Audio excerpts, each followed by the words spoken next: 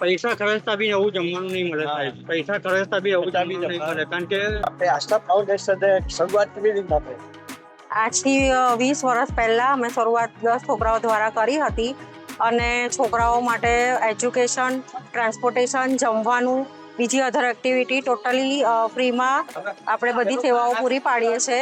એ સાથે સાથે અમે ઘણા પ્રોજેક્ટ કર્યા છે, જેવા કે કપડાં ડોનેટ, વ્યસન મુક્તિના એવા પ્રોજેક્ટ કર્યા છે. તો સાથે સાથે અમને દર ગુરુવારનો પણ વિચાર આવ્યો કે જે લોકો જરૂરિયાતમંદો છે એ લોકોને ભોજન પૂરું પાડે. તો એટલે છેલ્લા 2 વર્ષથી અમે ગુરુવારનો ભંડારો શરૂ કર્યો છે, જેથી જરૂરિયાતમંદો લોકો જે લોકો જમી શકે સારી રીતે એક ટાઈમ, એ રીતે અમે શરૂઆત કરી છે. હવે કેવું પ્લાનિંગ છે કાંઈ માટેનું જમવાની વ્યવસ્થા થઈ છે? એકચ્યુઅલી હવે છેલ્લા 2 વર્ષથી અમે લોકો ભંડારાનું શરૂ કર્યું છે. તો હવે સાથે સાથે એવો વિચાર આવ્યો કે જે લોકોને ખરેખર જમવા માટે જરૂરિયાત ભૂખ્યા હોય એ લોકોને આ રીતે ભોજન તો દર ગુરુવારે અમે આપીએ જ છે, પણ એ લોકોને રેગ્યુલર સવારનો નાસ્તો રોજે મળે અને સાંજે પણ રોજે મળે, એ રીતનું અમારો પ્લાન છે. તો એ માટે લોકોને પણ અપીલ છે કે તમે પણ અમારી સાથે જોડાઓ તો અમે આ કાર્ય વધુ સારી રીતના કરી શકીએ. અને આ વ્યક્તિઓ અત્યારે ગરીબ લોકોને પરિસ્થિતિમાંથી બહાર લાવવા માટે તમે એક્ટિવિટી જોડે કે જમવાનું આપો છો, તો એની જોડે એક્ટિવિટી શું કરો? એકચ્યુઅલી આમાં સ્પેશિયલ છોકરાઓનું અમે લોકો ટ્રાન્સપોર્ટેશન, એજ્યુકેશન એ બધું કરીએ છીએ.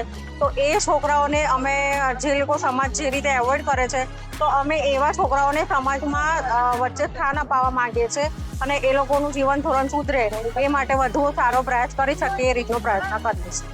મજબૂતીના છોકરા 10-60 થયા, હવે એ લોકોને એમાં કેટલો વિકાસ થાય? એમાં એમના આઈક્યુ લેવલથી એ લોકો દીવા પણ પેઇન્ટ કરે છે. જે લોકો પેન પકડતા નથી એ લોકો અત્યારે લખી પણ શકે છે. એ લોકોને ફિઝિકલ તકલીફ હતી, એ લોકોની અમારી ફિઝિયોથેરાપી, થેરાપી દ્વારા એ લોકો લખી સારી રીતે ચાલી પણ શકે છે, સ્પીચ થેરાપી દ્વારા બોલી પણ શકે છે. એ રીતનો એમનામાં સુધાર આવે છે. તમને જે તો તમને કેવું રહે છે? બસ સારું રહે છે. મારું કોઈ છે નહીં, હું એકલો રહું છું. અચ્છા, કોઈ છે નહીં તમારે?